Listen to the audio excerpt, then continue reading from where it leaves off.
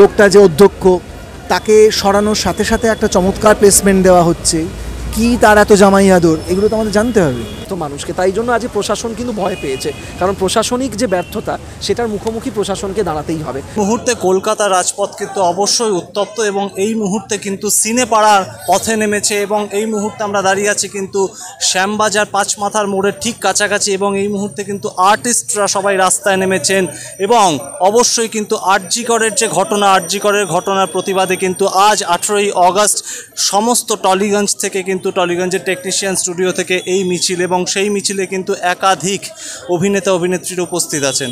যেন সত্যটা উদ্ঘাটন হয়, আমার তো মনে হয় এটাই সবথেকে ভালো। এবং আমার মনে হয় যাদেরকে আড়াল করার চেষ্টা হচ্ছে, কে বলেছিল মেয়েটির বাবা মাকে সুইসাইড, কেন ওই লোকটা যে অধ্যক্ষ তাকে সরানোর সাথে সাথে একটা চমৎকার প্লেসমেন্ট দেওয়া হচ্ছে, কি তার এত জামাই আদর, এগুলো তো আমাদের জানতে হবে।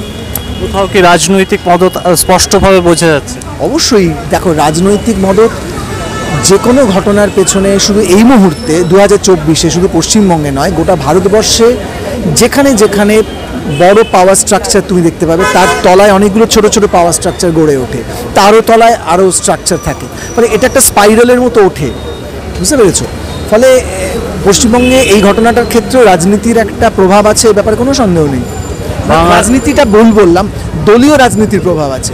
রাজনীতি তো যেটা সেটা আমরা করছি, এটা রাজনীতি, আর যেটাকে বলা হয় রাজনীতি সেটা আসলে দলীয় রাজনীতি।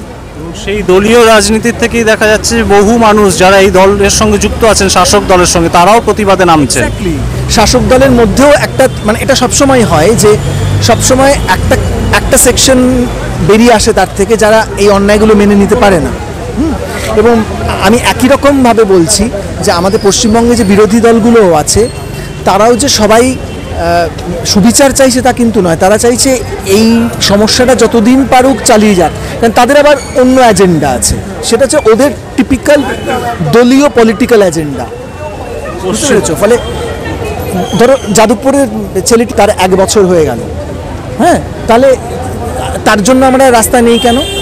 9 তারিখে যাদবপুরের ছেলেটি, ওর মৃত্যুর 1 বছর ছিল, আমি আর ঋদ্ধি যাদবপুরে গিয়েছিলাম, মুষ্টিমেয় কিছু লোক প্রাইভেট ইউনিভার্সিটিতে, আমরা কিন্তু 1 বছর হয়ে গেছে ভুলে গেছি, বুঝতে পেরেছো? ফলে পলিটিক্যাল পার্টির ওপর আস্থা রেখে কোনো লাভ নেই। আমার ব্যক্তিগতভাবে না শাসক দল না বিরোধী দল কারোর ওপর কোনো আস্থা নেই। পশ্চিমবঙ্গের স্বাস্থ্যমন্ত্রী এবং অবশ্যই পুলিশ মন্ত্রী তিনিও রাস্তায় নামছেন। শুধু রাস্তায় নামলে হবে না, রাস্তায় নামার অধিকার ওনারও আছে, কিন্তু ওনাকে দায়িত্ব নিতে হবে। একজন প্রশাসনের নেতৃত্ব হিসেবে ওনাকে দায়িত্ব নিতে হবে, অনেক মানুষ ওনার দিকে তাকিয়ে আছে, সুতরাং শুধুমাত্র রাস্তায় নামলে তো হবে না।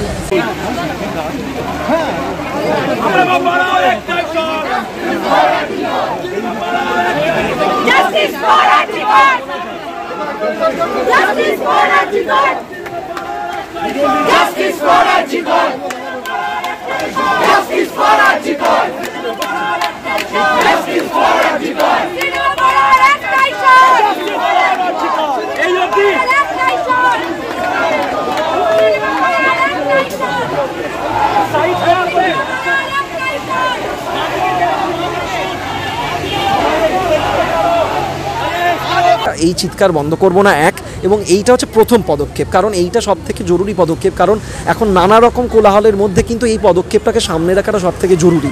আগের বছর আপনারা দেখেছেন স্বপ্নদীপকে যাদবপুর ইউনিভার্সিটিতে কিভাবে খুন করা হয়েছিল বলা যায়, র্যাগিং করে, এবং তাকে যৌন হেনস্থাও করা হয়েছিল। সেটার 1 বছর হয়ে গেছে, আমরা 15-20 দিন আগেই আমরা যাদবপুর ইউনিভার্সিটিতে গেছিলাম, এখনও কিন্তু স্বপ্নদীপের কোনো বিচার পেলেনি। এই ঘটনাটা আমরা চাই না যে মানুষের স্মৃতি থেকে বেরিয়ে যাক, এটা আমাদের স্মৃতির বিরুদ্ধে একটা প্রতিবাদ, এর থেকে বড় প্রতিবাদ হতে পারে না। এবং সাধারণ মানুষ যখন যে কোনো সরকার জানবেন যে কোনো দলীয় পতাকাকে ভয় পায় না, তারা ভয় পায় যারা পতাকাহীন সমস্ত মানুষকে। তাই জন্য আজ প্রশাসন কিন্তু ভয় পেয়েছে, কারণ প্রশাসনিক যে ব্যর্থতা সেটার মুখোমুখি প্রশাসনকে দাঁড়াতেই হবে। স্বাস্থ্য দপ্তরের যে ব্যর্থতা, পুলিশ দপ্তরের যে ব্যর্থতা, সন্দীপ ঘোষের মতন একটা লোককে প্রমোশন দেওয়ার যে ব্যর্থতা এবং লোকের সামনে এক্সপোজ করে দেওয়া যে সন্দীপ ঘোষের মতন একজন মানুষকে তারা প্রোটেকশন দিয়ে যাচ্ছেন, মানুষ বলাটাও তাকে ভুল, যদিও এই শব্দটা উচ্চারণ করে ভুল করলাম, তো এই সমস্ত গোটা প্রশাসনিক ব্যর্থতার জবাব কিন্তু আজকে মানুষ চাইছে। সুতরাং কোনো দলীয় রাজনীতি নির্বিশেষে এর থেকে বড় রাজনৈতিক প্রতিবাদ আর কিছু হতে পারে না। কিন্তু সেইখান থেকেই প্রশ্নটা উঠছে যে সাধারণ মানুষ তো প্রতিবাদটা জানাচ্ছে মুখ্যমন্ত্রীর কাছে, এবং মুখ্যমন্ত্রী, রাজ্যের স্বাস্থ্যমন্ত্রী, পুলিশ মন্ত্রী নিজেও তিনিও প্রতিবাদে নেমেছেন, সেটাকে কিভাবে দেখছেন? সেইটা সত্যি আমার কাছে কোনো উত্তর নেই, এটা সুকুমার রায় ছায়াবাজি কবিতাটা মনে পড়ে যাওয়া ছাড়া। সুতরাং আশা করি এখন যদি দিকভ্রষ্ট না করার চেষ্টা করেন, যদি আজকে প্রশাসনের যদি উদ্দেশ্য থাকে যে না তারা দাবি করছেন, কিন্তু সেই দাবিটা কনস্ট্রাকটিভলি করুন, সেই দাবিটা শুধুমাত্র অন্য রাজনৈতিক দলের ঘাড়ে চাপিয়ে আরও কতগুলো মানে অপ্রাসঙ্গিক মন্তব্য করে তাদের আইটি সেল থেকেও আমি দেখছি বা অনেক নেতামন্ত্রী পেজ থেকেও যে স্টেটমেন্ট যাচ্ছে সেইগুলোকে আমরা বলছি দয়া করে এগুলো বন্ধ করুন, নিজেদেরকে আর মানুষের কাছে এক্সপোজ করবেন না। সুতরাং যে অপারগতা হয়েছে সেটা স্বীকার করে নেওয়া ছাড়া তো আর কিছু হতে পারে না। সুতরাং স্বীকার করে নিন যেটা প্রশাসনিক ব্যর্থতা হয়েছে, এবং প্রশাসন যদি তাড়াতাড়ি তাদের মতন করেও একটা চেষ্টা চালায়, এবং এই যে অলরেডি একটা মহিলাদের নিরাপত্তা নিয়ে যে নিয়মাবলী বেরিয়েছে সেই নিয়মাবলীতে আবার সেই পয়েন্টটা ঘুরে ফিরে এসে যে মহিলারা রাত্রিবেলা যাতে ডিউটির আওয়ার্স কমিয়ে দেওয়া হয়। তাহলে 14 তারিখ এত মহিলারা রাস্তায় নামলেন কি ডিউটির আওয়ার কমিয়ে দেওয়ার জন্য? সেই যে সন্দীপ ঘোষ প্রথম যে কথাটা বলেছিলেন যে প্রিন্সিপাল রুম ওই রাত্রিবেলা ওই ঘরে মেয়েটি অত রাতে কী করছিল, সেই তো একই কথা প্রমাণিত হয়ে গেল, তো ঘুরিয়ে নাক ধরার মতন। সুতরাং যদি দাবিটা বুঝতে না পারেন আমরা চিৎকার করতে থাকবো। সিবিআই যেভাবে তদন্ত চালাচ্ছে সেটা কি মনে হচ্ছে আশাপূর্ণ? দেখুন, আমরা তো সিবিআই নই, আমরা তো আইপিসির সাথে যুক্ত নই, আমরা আইন ব্যবস্থা নিয়ে আমাদের সেই রকম জানি, আমাদের জ্ঞান নেই বলার জন্য তারা কি পদ্ধতিতে করছে। সুতরাং পদ্ধতিটার গতিবেগ বাড়ানোর জন্য যাতে পদ্ধতিটা যাতে দিকভ্রষ্ট না হয়ে যায় সেইটার আমরা প্রতিবাদ করতে পারি। কী প্রক্রিয়া করছে সেটা তো বলতে পারবো না। যতক্ষণ না জাস্টিসটা আমরা পাচ্ছি, সাধারণ মানুষ পাচ্ছেন, ততক্ষণ আমরা চিৎকার করতে থাকবো যাতে দিকভ্রষ্ট না হয় এই আন্দোলন, এবং যাতে এটা অন্য কোনোভাবে লোকজনকে সেফগার্ড করার কোনো পলিটিক্যাল মোটিভেশন এতে না থাকে।